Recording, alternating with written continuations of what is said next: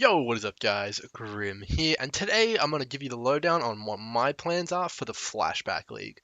So to begin with, I just want to kind of go through what the Flashback League is for those of you who may not know. So basically it's an event coming up which is going to last around a month. It's going to essentially be a brand new league. Everyone's going to be league starting just like it would be a new league, except we've got a little bit of a different rule set. And that rule set is that we have the Bestiary League, pretty much all the same stuff we just had standard, but on top of that, we also have a what's called a flashback kind of set of rules, which is going to add three random watered down league mods to every single zone in the game.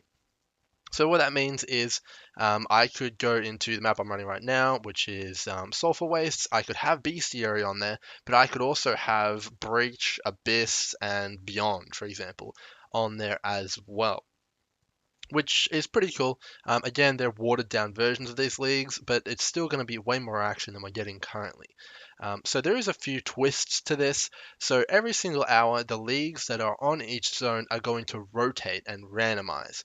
So if you have those three league mods on this map on 1 hour, the next hour they're going to be different and like kind of mixed up. So that's going to happen for every single zone in the game, every single hour, and that's what's meant to make this league pretty crazy and fun. A few things to notice though is that you can't get the league specific items from this event, so you can't get a headhunter in the Nemesis League, and similarly you can't get other unique from their respective leagues in this. So that's one thing to notice. The other thing is that we do have some rewards. So I'll just bring it up here. We can check it out. This is the forum post. I'll give you a link in the description. If you hit certain level thresholds in this race, you will get a chance to have some MTX rewards. From my experience, it's a pretty damn good chance. Generally, I get one or two things every single race, and you 100% get a Sin and Innocence mystery box. If you're lucky and you get up to 95, you can get a full MTX set, which is pretty damn nice if you don't have the money for it. So it's definitely worth participating. This isn't a void league, which means all of the stuff you do in this league goes over to the standard league, so you won't lose it if you care about that. So that's pretty damn cool. So that's kind of going to be a bit of a rundown about the league. And now I'm going to go into my plans and a few tips and tricks which I would recommend doing in the league for maximum success. So we'll just go back to this video here. So I want to start out with just what build I'm playing. So I'm going to use this league as a bit of an experiment. I don't plan on going too crazy in this league. I'm not going to go for a headhunter or anything like that. I'm just going to take it easy and cruise my way up to 95 and then maybe help out a few other people from the Discord and to get to high level.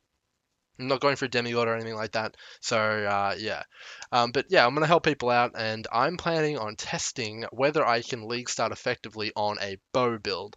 I've never started a league on a bow build, but I imagine it should be pretty damn good. But there's a few things you need to adjust in the build before you can really get going and get to what you're seeing and what we're all playing right now, which is Wind Ripper Tornado Shot. You definitely cannot start the league as that. There's a lot of very expensive items like Dying Sun, Wind Ripper, obviously, a 6-link Queen of the Forest, all that kind of stuff. You will not be able to afford that. So I'm going to try and go for a bit of a budget version here and see what I can pull off with it. So what I plan to do is use Lightning Arrow for my AoE. I'm going to use like a Greater Multiple Projectiles Lightning Arrow with the Deadeye Chain Ascendancy. And I'm also going to go with Barrage for my single target. I'm going to use both of them on a 5-link because I don't think I'm going to have enough money for a 6-link in the first few days. And then obviously I'll level up to Tornado Shot later and what we're seeing in the background here. But to begin with, I'm going to use those two skills, and then I'm going to use a Chin Soul for my bow. This bow should be pretty damn easy to get day one. I imagine I will be able to farm up one day one pretty easily and then 5-link both my items.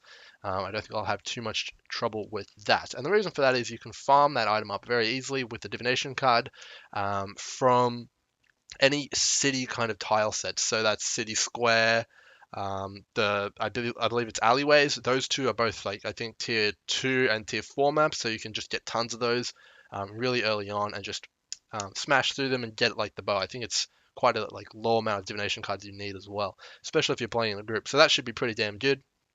So that's my plan for that. I also plan on using 2 inspired learnings instead of a headhunter. Unless I suddenly end up with a ton of currency and buy a headhunter, I don't plan on getting one this league. I don't want to burn myself out before the next league coming up, which should be a lot more fun. So that's going to be that. That should easily take me to 95, and I'm going to mix in the normal Magic Find kind of gear. I'm not going to go all out on Magic Find because as we have these League modifiers coming in here, we're going to get a lot more items anyway from stuff like Breach and Abyss. So you don't have to go crazy with it. I'm probably not going to use Ventus or Pariahs. I'm just going to use some nice stats on my rings. I'm going to probably I'll stick to Sedemas and Goldworm probably. And maybe I will use a few other pieces, but I don't think so. So probably just Sedemas, Goldworm, and the bow for my magic find, keeping it nice and simple, and then going life and defenses and damage and everything else. Because the goal of this race really isn't to make money, unless you're. I mean, maybe you can make money, but the goal is to get to a high level so that you can get the MTX rewards, and that's what I plan to do. I don't want to be dying and losing XP and all that kind of stuff, but maybe after I hit my kind of XP goals, I'll strap on a bit more magic find. We'll have to see. So moving on, the next thing I wanted to kind of go over is maps. So this is the most important part of this league. Because the zones rotate constantly between all of the different mods and all that kind of stuff, it's a really massive advantage to run multiple different maps all at once. Because let's say I'm just running one map and I'm doing like Haunted Mansion or something like that, which is a very good map right now.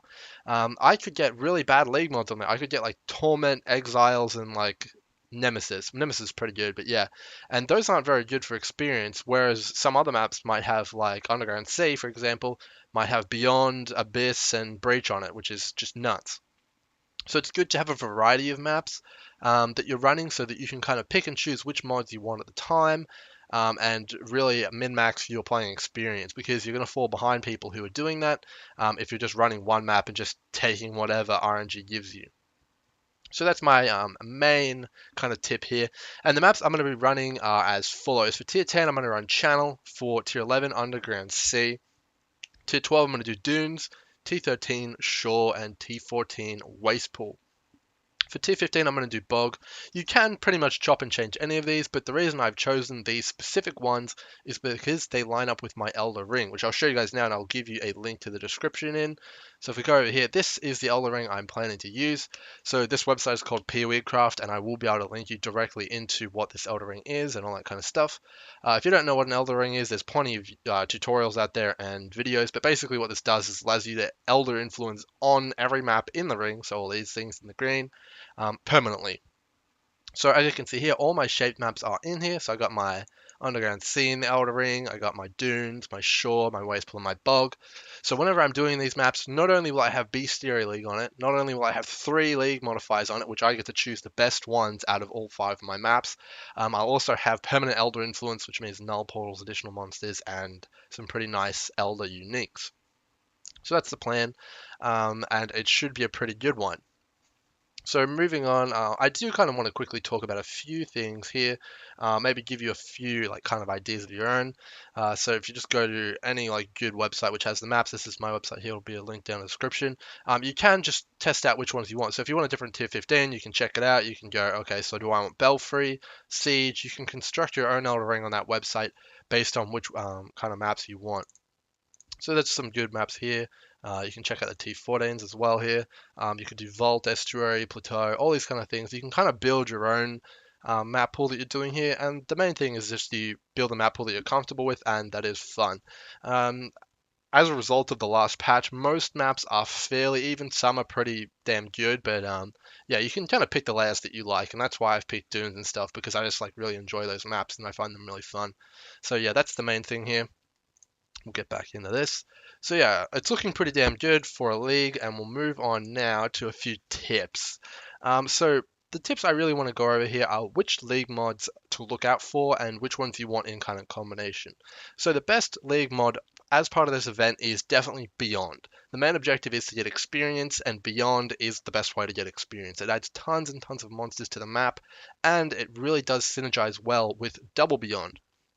So when you find Beyond on one of your maps or shape maps that you're doing in your map pool, what you want to do is go over to Zana and roll Beyond again on it, and you'll be able to get double Beyond for an entire hour guaranteed on every map without even having to worry about the map mods. Traditionally, you'd have to roll maps specifically for double Beyond, but with this flashback event, you can just have double Beyond on pretty much every map you're running, presuming that your map pool is large enough and that you can kind of pick and choose the mods that you want to run.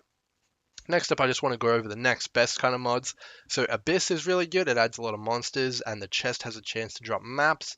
It also has a lot of good loot. Ambush is very good. It adds 2 lockboxes or strong boxes to your maps. Those are going to be more loot and chance stuff like diviners lockboxes and all that kind of stuff. Ambush is pretty good as well. So that is ambush. My bad. Breach is pretty good. Breach is just going to add 1 breach to your map, but still that's a lot of loot. We all know how good Breach is. It's basically having a half a Zana Breach mod on every single map, which is damn good. Harbinger is also good. It's going to add 2 Harbingers. This one specifically is very, very good. It's going to drop Ancient Orb Shards, which will give you a chance at getting like Coaster Days if you want to go down that route, or Headhunters if you want to try and go for one of those, or just allow you to kind of roll into things you need. So maybe roll Flasks to get a Wise Oak or a Taste of Hate or something like that. It's going to give you a chance at getting what you need or an expensive item for your build. So Harbinger's great to run. It may also give you some Harbinger shards, but those are pretty damn rare now. So I wouldn't bet too much on those. But still very good. It also gives Horizon Orbs, which lets you complete your Atlas a little bit quicker. And lastly here, Perandus. Perandus is probably the weakest of all of these, I'd say.